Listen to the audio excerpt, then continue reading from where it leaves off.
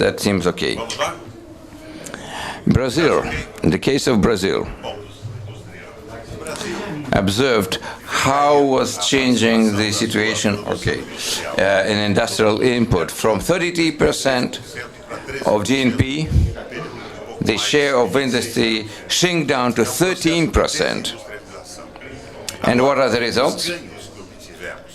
What have we achieved when we privatized the industrial output through the assistance of our Chinese advisors, our Chinese friends? We increased by 35 million the number of our internal consumers, the market share. But simultaneously with that, they also increased immensely the input of basic consumer goods, primarily modern industrial goods that we received from outside. But there came a moment when all the countries of the world decided to make the same mistake, the same thing. Nobody did realize that the United States were bankrupt because there was a loss of nexus between salaries and production. People started buying more derivatives until the economy collapsed like a card house. And then the United States decided to bring health to their economic position. They increased the percentage. They started to save on education and health expenditures and made thrust on export. We tried to repeat what they did. In Brazil and Mercosur countries, we face the similar processes of blocking. Europe is giving us unilateral, unacceptable decisions and solutions until all the customs authorities of Europe could do only one thing: stop our goods to get into the European markets, to have Brazil only as raw material supplier. Thus, economic of Brazil became unilateral supplier, raw material supplier. This was a period was reached at one time. South American bloc, which is called Mercosur, common market of the South of America, surpassed this bad situation. It created its own parliament, and what we managed to achieve. I will relay this very easily, like Paula demanded to be very brief. When translation is on, we can speak about that and say that in the last 4 years, more than 30% of the industrial goods of Brazil are exported where? To Mercosur countries, to our own region. We also export to other countries of Latin America, and we shifted from 50% exports to the level of 50% of our export delivered to the Latin American region. And this stabilized the situation. We forgot about Europe. Half of what we produce is consumed within South America, within Latin America.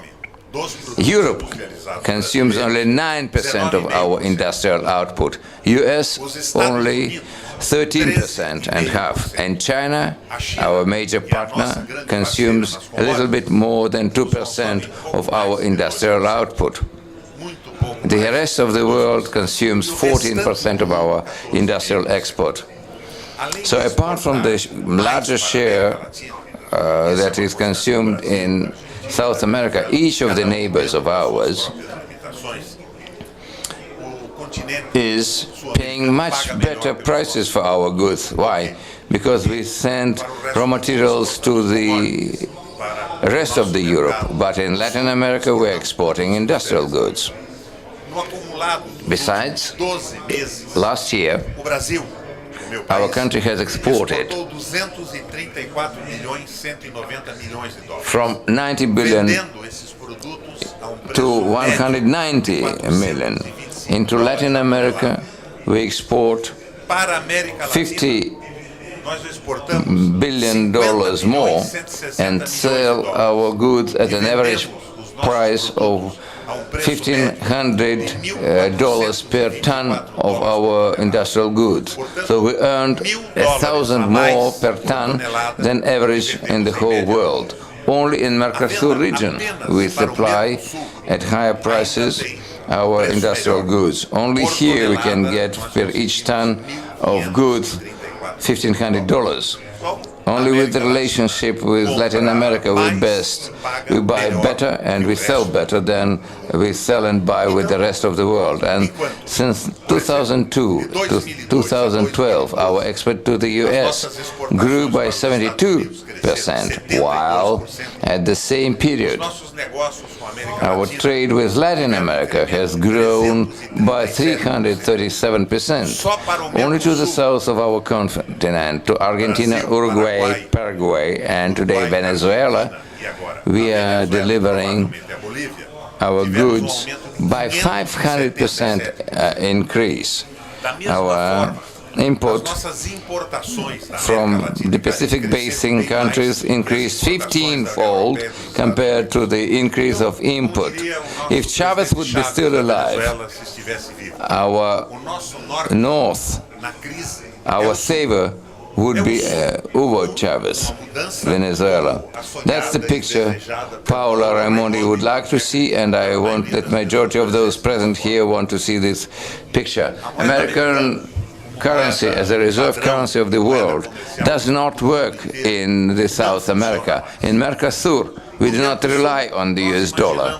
We expect that there would be our own regional reserve currency, contrary to US dollar, and our potentiality would grow with this, because dollar cannot longer stimulate our development. This is a recipe we offer to Argentina and to Venezuela.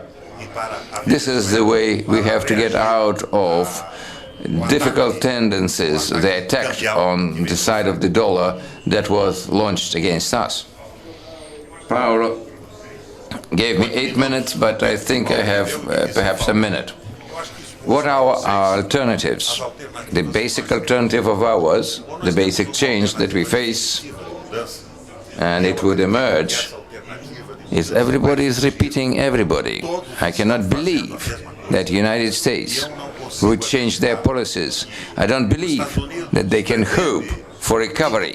I don't believe they will increase fivefold their export like we did. They would never be able to do that. China is also making a stake on export and on their reserves, but every country plays on their own similar rules, and that is why they're heading for crisis, for new crisis. So our hope is that we would not follow their shoes. Let the crisis come. I told to the Chinese, crisis and our potentiality are in the same plane.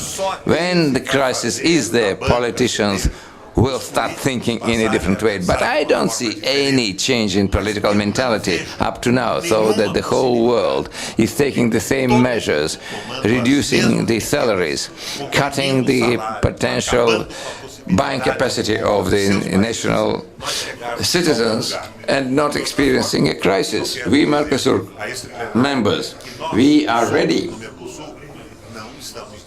to, we are not ready to have a crisis on our shoulders, to let it ruin our economy, to throw us out of the economic community. Thank you for your attention.